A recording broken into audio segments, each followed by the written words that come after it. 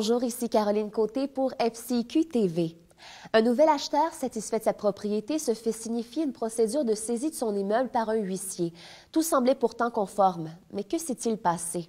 Enfin, une hypothèque légale de dernière minute a été inscrite par un entrepreneur général qui n'a pas été payé pour des travaux effectués sur la propriété alors qu'il avait été engagé par l'ancien propriétaire. Ainsi, les hypothèques légales peuvent causer bien des maux de tête. Mais que sont-elles exactement? Pour nous éclairer, je m'entretiens avec Marc Boucaram, analyste juridique pour la Fédération des chambres immobilières du Québec.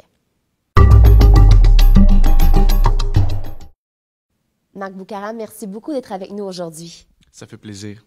Dans une version récente de la revue Options Laurentides, vous avez publié un texte sur les hypothèques légales. Est-ce que vous pouvez nous expliquer en quoi consiste une hypothèque légale? En fait, une hypothèque légale, c'est une hypothèque qui existe de par la loi. Donc, elle est prévue dans le Code civil du Québec. Une hypothèque légale, c'est également une hypothèque qui existe dans ce qu'on dit de plein droit. C'est-à-dire que c'est le créancier, il n'a pas besoin d'accomplir aucune autre formalité que de la déposer au niveau du registre foncier pour avoir le droit à tous les avantages d'une hypothèque légale. Maintenant, ce n'est pas n'importe qui peut déposer une hypothèque légale. Il y a seulement 4 types de créanciers qui peuvent déposer une hypothèque légale et avoir le droit à une hypothèque légale. Le premier type de créancier qui a le droit à une hypothèque légale, ce sont les municipalités, les commissions scolaires, ce qu'on appelle en fait l'État et les personnes morales de droit public. Je vous donne un exemple pas mal concret, là. Si jamais j'habite à la ville de Laval et que je ne paie pas mes taxes municipales, eh bien là, la ville de Laval pourrait déposer une hypothèque légale sur ma propriété afin de garantir le paiement des taxes municipales. Et le deuxième type d'hypothèque légale, c'est une hypothèque légale en faveur des constructeurs, des entrepreneurs qui ont participé à la rénovation ou la construction d'une propriété. Si on prend un autre exemple bien concret avec ma maison à Laval, c'est que si jamais je fais une des rénovations au niveau du toit, et que je fais refaire mon toit, et que je ne paye pas l'entrepreneur ou le constructeur qui a participé à la rénovation de ce toit-là, eh bien là, cet entrepreneur pourra déposer une hypothèque légale afin de garantir le paiement de sa créance. Le troisième type de créancier qui a le droit à une hypothèque légale, ce sont les syndicats de copropriété. Alors, si jamais, on sait tous que dans le cadre de syndicats de copropriété, ils ont le droit de percevoir des frais de charges communes, donc des frais de condo qu'on appelle communément, et aussi des contributions au fonds de prévoyance. Si jamais le copropriétaire ne paie pas ses frais de condo et ses frais au niveau du fonds de prévoyance, alors là, le syndicat de copropriété peut déposer une hypothèque légale sur l'unité de copropriété afin de garantir le paiement. Et le quatrième type d'hypothèque légale ou de créancier qui a le droit à l'hypothèque légale, c'est n'importe quel créancier qui a un jugement contre un débiteur qui le condamne à payer une somme d'argent. Alors là, c'est une des façons de renforcer ou d'enforcer un jugement. Quelles sont les conséquences d'une inscription d'une hypothèque légale? Bien qu'elle soit légale ou conventionnelle, les conséquences sont les mêmes. Il y a deux grandes conséquences au niveau d'une hypothèque, ce qu'on appelle le droit de suite et le droit de préférence. Le droit de suite, c'est assez simple, le nom le dit, c'est que l'hypothèque suit le bien dans n'importe quelle main où il se trouve. Alors, le fait que le bien ou la propriété a été vendue subséquemment, l'hypothèque suit le bien. Et la deuxième conséquence au niveau d'une hypothèque, c'est le droit qu'on appelle de préférence.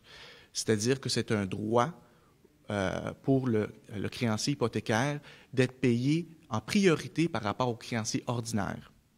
Et évidemment, ça, c'est quelque chose qui est très pertinent là, pour le courtier immobilier parce qu'on sait que la créance d'un courtier immobilier dans le cadre de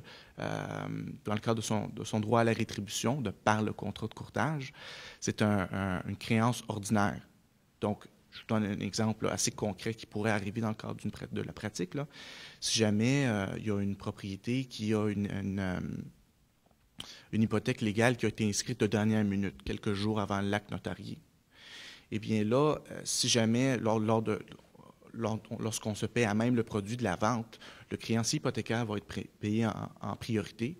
Ensuite, l'hypothèque légale, quelques jours avant, va être payée en priorité.